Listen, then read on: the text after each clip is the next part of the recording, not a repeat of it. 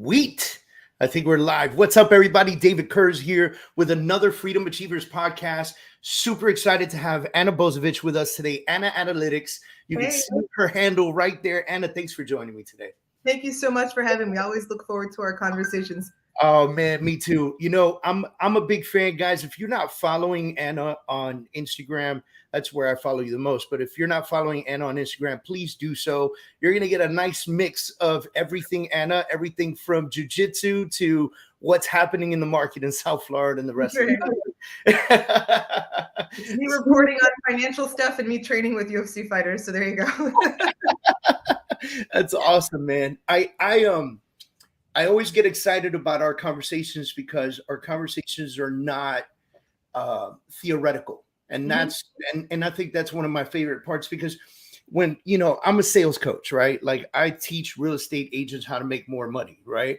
And one of the things that we always harp on is know your market, know your market, know your market. And at a deeper level, real estate agents, you know, we talk to them about even knowing people's names and houses in the neighborhood that they're trying to dominate. But you come with a really strong aspect of what's happening in today's market. And you said something the other day that flipped me out, right? You said the one piece that has grown in South Florida was $2,000 a square foot and above. Yes, and we hit a record in volume 2022. Yep. I was like, who the fuck is buying this? Right? Like and it's over 80% cash. So, all right. So let's talk about that. Talk to me a little bit about that. $2,000 a square foot is killing it in South Florida, 2,000 or above, 80% of this cash. Who are the buyers? I believe it's heavily domestic driven.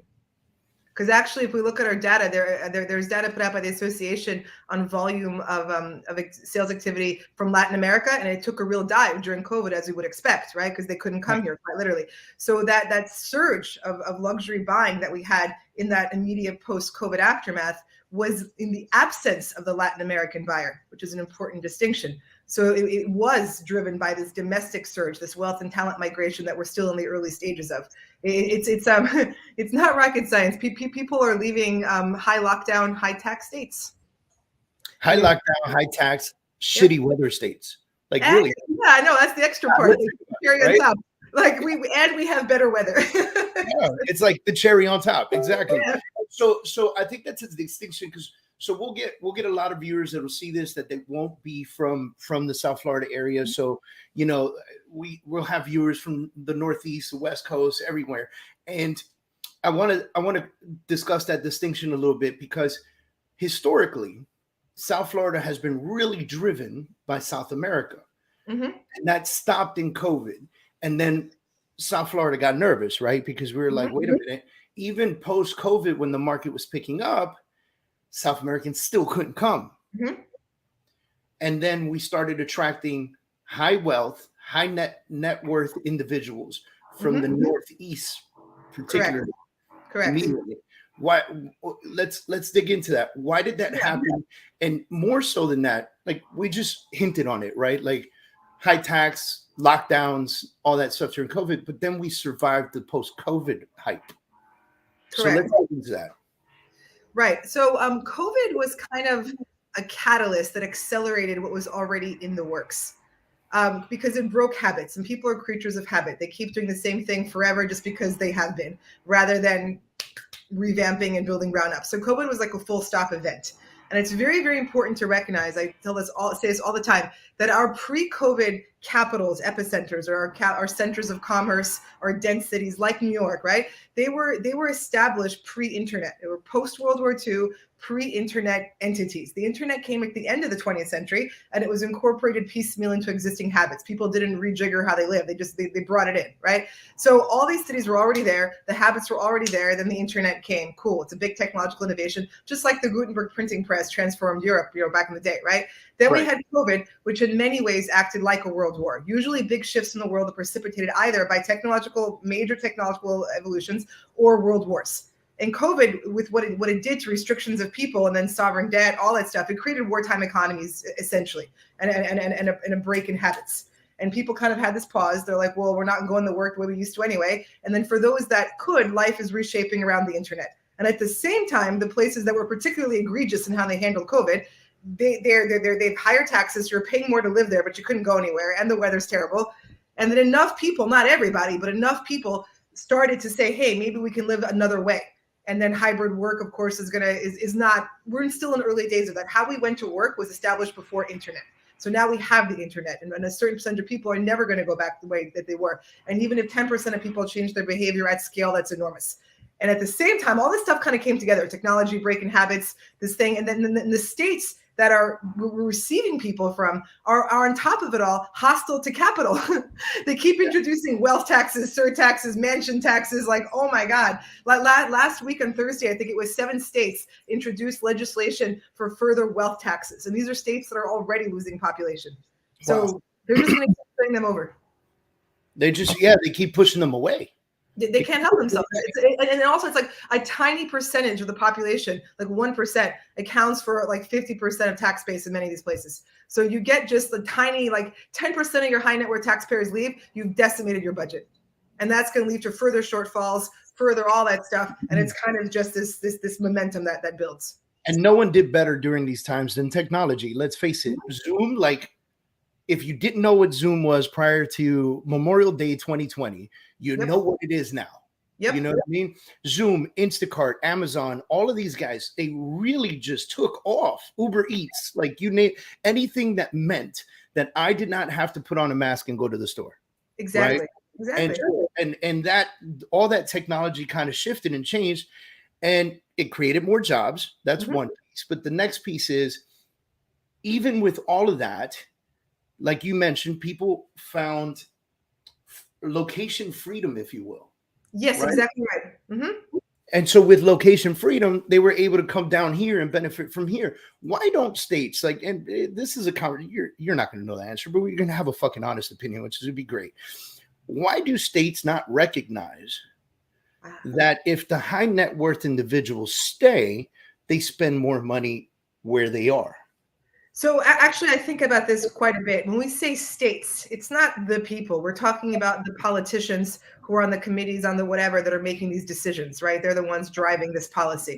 Politicians, as a rule, they're not aligned with the outcome of what they do. They can act with impunity. They get their pensions, they get whatever, and they're on short time frames around their own election cycles. They just want to get elected and do well for themselves. And this does not necessarily align with what is good for the population in the longer. They don't think long term. They think aligned to their own political careers, and I don't think they really care. So that's it. And they're going to pander to their voting base. And as their voting base in a pluralist democracy, right, it's the dumbest half plus one wins. Like, let's be real, it's math, right? Yeah. So if the dumbest half plus one is on your take, you're paying them, you're going to pander to them to get elected. What do you care? Yeah, so it's almost like we're saying, I'm gonna introduce a wealth tax, and then all the poor, middle class and poorer people look and go, yeah, that's a great idea. Right. The rich should pay more. Right.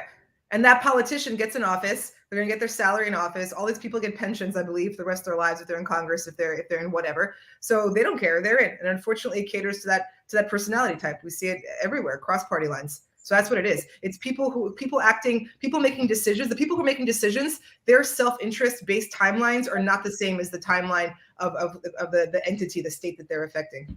And then they leave. They leave where they are. They lose that high net worth individual. They come to places like South Florida and Dallas. Let's face it, Texas is getting a lot of that same rush that we're getting. We're getting, so the IRS has been, I just put, if anyone goes to my website, it's analytics.miami. I just put out a big annual report. And in the last few pages of that, I outline kind of bullet style, quantifiable, like information coming from the IRS and Census Bureau that quantifies aspects of this wealth and talent migration. So actually, in that 1 year, 2021, 2022, our state, Florida, had, I think, only around 21,000 taxpayers arrive who file over 200,000 gross. And Texas was the second place recipient with just 5,000. So we had 4 times as many as Texas. Wow. I did not know that. Yeah, we were the #1 recipient of what the IRS defines as high value taxpayers at a 200,000 plus gross threshold. Because we always joke about how crazy California is, right? Mm-hmm. And the lunacy behind the policies and everything else that they do. And then we talk about how those people are running away to Texas. right? Because we don't get a lot of Californians in South Florida. We get some, but not a lot, right? Our attraction is the Northeast, pretty much, you know. Yeah, and we're so, the same time zone, easy flight. Yeah. right. And so it's crazy to me to believe that we literally got 4 times as many people from the Northeast, which is this big, in comparison to how many people Texas got from California. Yep. Right? Yep. Wow, that's pretty incredible. I didn't know that. I think we're an easier move because we're from a high net worth New Yorker perspective, because we're international in a way that Texas is not. I've spent time in Dallas, not to insult, it's a different vibe. So if you're in New York, you're going to feel more at home here. We have one of the best international airports in the country. I think we have the most direct international flights from Miami International than any airport in the country. We're way past pre-pandemic levels of airport traffic. The airport's only 20 minutes from downtown. It's awesome. So it's easy to get to anywhere. And then as far as like the cultures, it's like, it's an international city in the same time zone. It doesn't have the same religious aspect that Texas has also, which is going to be more agreeable to people coming from the Northeast. So, All right. So let's I want to go through 2 more steps with you, and then I promise I'll let you go. But what now? Like, why? It's post pandemic. It's post all that garbage. Like, everything's open everywhere. Everything's open, right? I don't know if in New York you still got to show your double vax card, but you know, everything's open. Restaurants are open. Parks are open. People are back to normal post pandemic, right?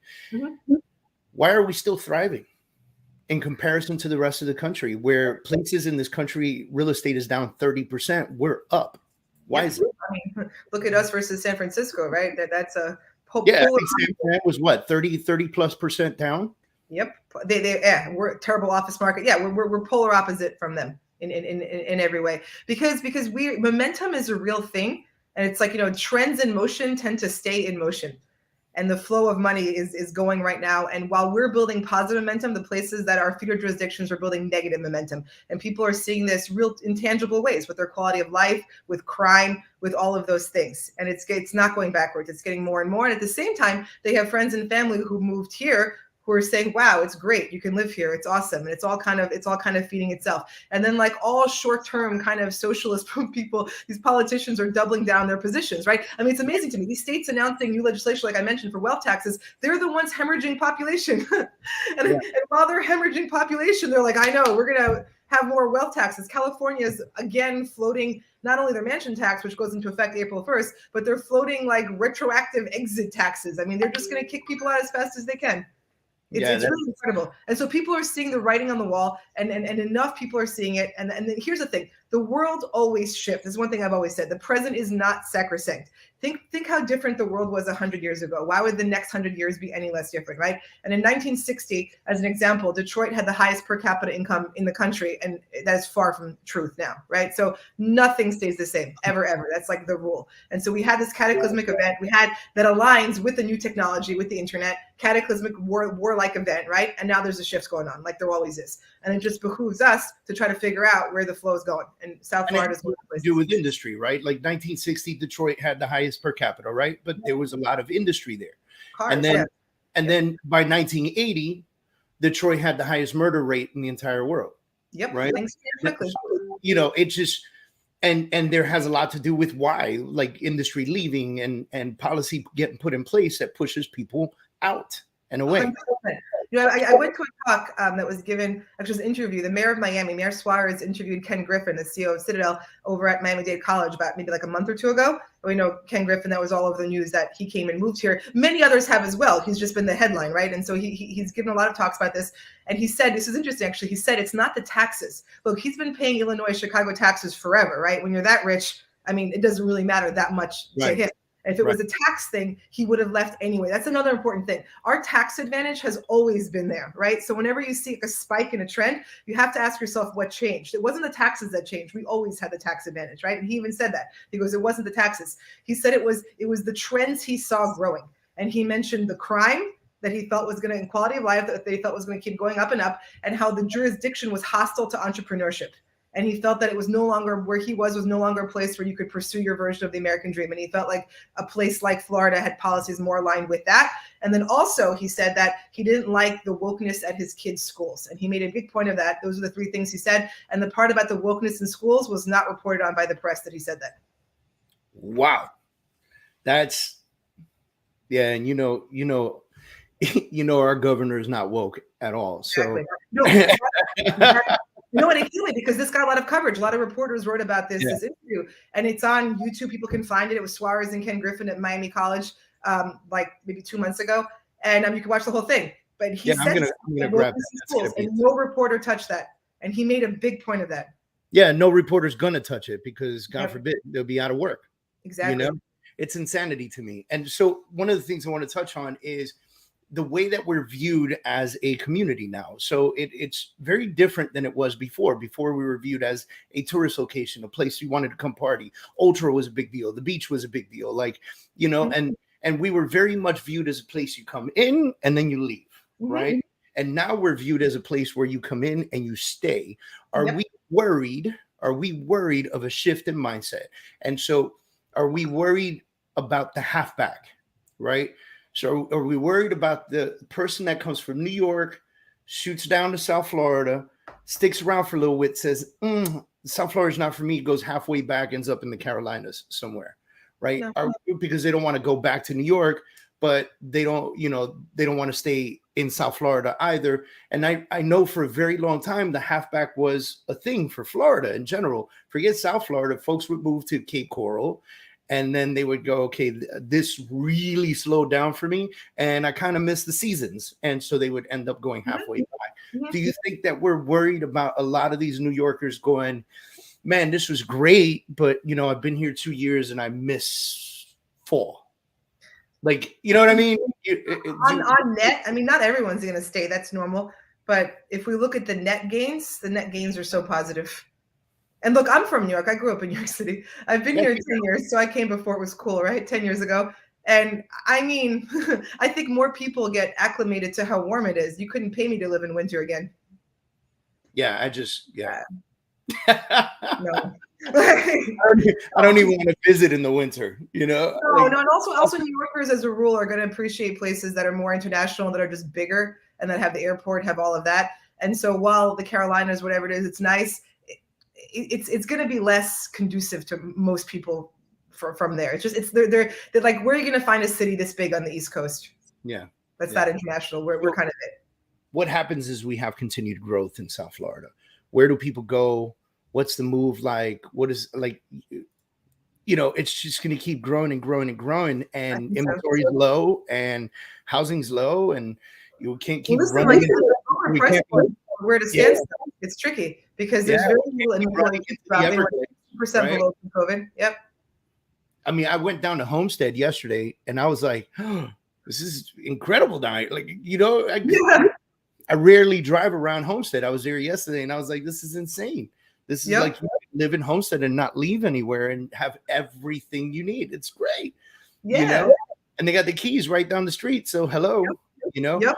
It's kind of like, that thought process of being able to work wherever you want, be able to have a job out of New York or a job out of, I don't know, Chicago, and still live in South Florida and work every day from your home, from your computer, from, I think it's a game changer. Like you said, that change is not going to disappear. Like after COVID, no one said, okay, you know what?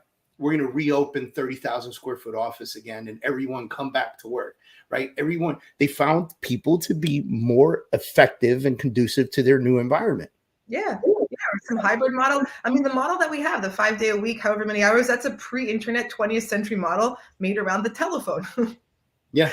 Like, it's normal that it'll change. Yeah, man, it's incredible.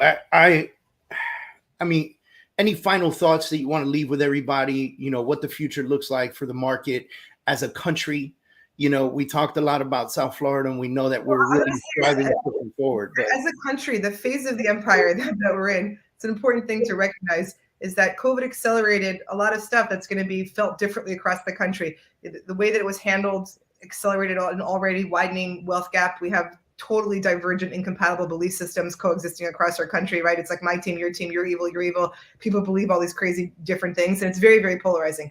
And now people are actually geographically polarizing in accordance with their belief systems. which is also, I think, going to accelerate this division. So I think for like that's just the phase we're in. I don't know, next 10, 20 years, these are rounding errors when it comes to history, but it's a lot for our lifetimes, right? So next 10 to 20 years, I believe the country's going to keep polarizing, and we're going to have increasingly disparate, incompatible belief systems coexisting across the country. And that's going to be even more so as people continue to relocate based upon their perceptions of freedom and whatever it is they like. It did happen very quickly. You're absolutely right.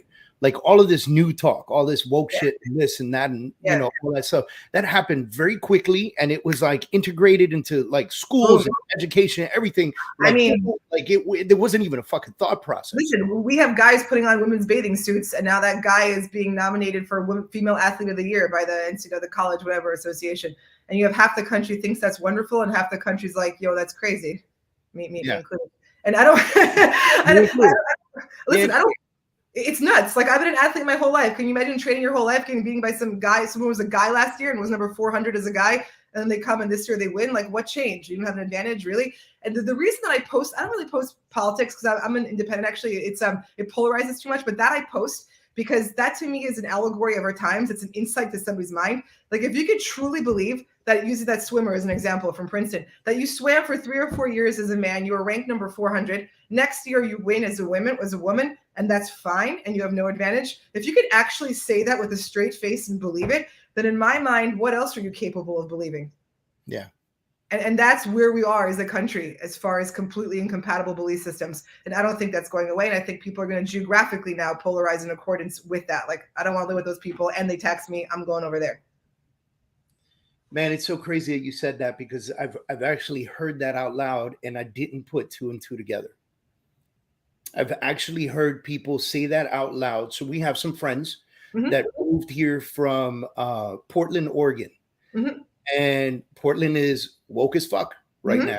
And they're on some next level shit. And their streets are full of drug addicts every single place. And then they have centers that give out free drugs and other centers that off the drugs, you know, and it's kind of like, all right, which one is it, you know? And they came to South Florida. They said, this is where we want to be. And they said, you know, we'll learn the culture here. We're fine with that. We just don't want to be in that. And I just, you know, and we thought about that, you know, and we said, oh shit, yeah, that makes sense. But I didn't think about the bigger picture that you just brought up, that over the next 10, 20 years creates separation in the country, even geographically. Yep, it's happening 100%. And, you know, people asked me before when we started in the early days post-COVID, when we started to see that we're getting domestic market coming in, they say, oh man, I hope those people don't turn the state blue and vote in the same policies. And I actually said at the time, I said, you know, I think that the true believers are staying. And I think that people leaving now are the ones who want something different. And when we had that last election, I think I was right, because we had Miami-Dade for the first time in like 20 years, what read, and actually our margin for the governor was wider than it ever was. Wow. I think that's what's happening. Yeah, that's what's happening. So Florida's a red state for the next, what, 10, 20 years? You think? I'm sorry? You think Florida's a red state for the next couple decades? I do. And I think it's a different flavor of red than Texas. I think we're more libertarian red. Yeah. But I think so. I think so. And I think that the differences in quality of life are going to be so like bigger and bigger and bigger and bigger as these momentum cycles continue to grow, which they will inevitably, unfortunately, for our feeder jurisdictions. I think it's just going to keep reinforcing. I mean, how funny if we have Newsom and DeSantis running against each other for president. We're going to have the net exodus state and the net winner state. Right. I mean, like, right. And the election will still be close. That's the beauty of the irony, because that's how divided and crazy the country is. And man, folks, if you're listening to this right now, I want you to realize and understand this is not a political conversation. This is the reality of what is shifting the housing markets, the geographical markets, the financial markets, everything that we talk about, everything that you need to know to be a better entrepreneur in today's world. This is it right here. This is the shit that affects you. This is the shit that helps your business or hurts your business. And how you can explain to your clients that the national news homogenizes data. They give national averages, whatever's going on. But it's really important to recognize that we are in that period of the country where we have different realities across the country. And more so now than ever, right? Like, you know, the national news gets on, and I tell people all the time, this has been it was my 2022 and my 2023 kind of motto. Change the narrative. Yes. That's been my motto. Everyone I talk to, change the narrative, because your consumer is consuming CNN, Fox News, CNBC, and all this bullshit that's getting fed to them. And so they're sitting in their house thinking, well, I can't sell because nationally everything's down 30% and I'm going to lose my ass, when they're up 10% in their neighborhood. And it gets very dynamic in places like South Florida, major metropolitan areas, because let's just, New York, the price point in the Bronx is different than Brooklyn. It's different than Manhattan. It's different than Staten Island. It's different. Same thing in South Florida. The price in Kendall is different than the price in Homestead, the price in Cutler Bay, the price in Coral Gables, the price in Coconut Grove. And by the way, all of these locations are within 20 to 30 minutes of each other. Yep, exactly. Right? Correct. So know your market, folks, and know it well, and expand your mind to know, regardless of your beliefs, regardless of what you feel is right, wrong, or twisted in the world, understand what's happening so you understand how to address your consumer. 100%. These are quantifiable points. Politics actually don't even matter. Your opinion doesn't matter. These are points that we have quantified from the census data, from IRS data, from our own real estate data. Exactly. Give out your website again, because I want people to go download your report. Sure. It's analytics.miami. And I just, there's a 2022 annual with a 2023 forecast. It has all this stuff in there. And then I'm on Instagram at Ana_analytics. Dude, can I download that? Or can I download it and send it to my database? Or would you be okay with that? 100%. Yeah. Cool. I'm going to send it. So I know Mike is listening to this right now. Mike, please do not post this without us sending that out. Man, Anna, I appreciate you so much. And I love our conversations. And I feel like we need to do this on a quarterly basis. We've been documenting this for some time now. It's great. It's been, yeah, man, we've been doing these little interviews probably since like 2017, I think. I think so, yeah. Yeah, which is amazing. Back when we had Kurz Real Estate, and dude, I just love it. I thank you very much, as always, for joining me once again and in my podcast, and I look forward to the next time. Thank you. Likewise. Thanks so much for having me. It's going to be a great year, 2023. Yes, make sure you follow us on social media, ladies and gentlemen. If you're watching this live, if you're not watching it live and you're listening to the podcast, it's anaanalytics.com or I'm sorry, say it again. It's analytics.miami is the website. Analytics.miami.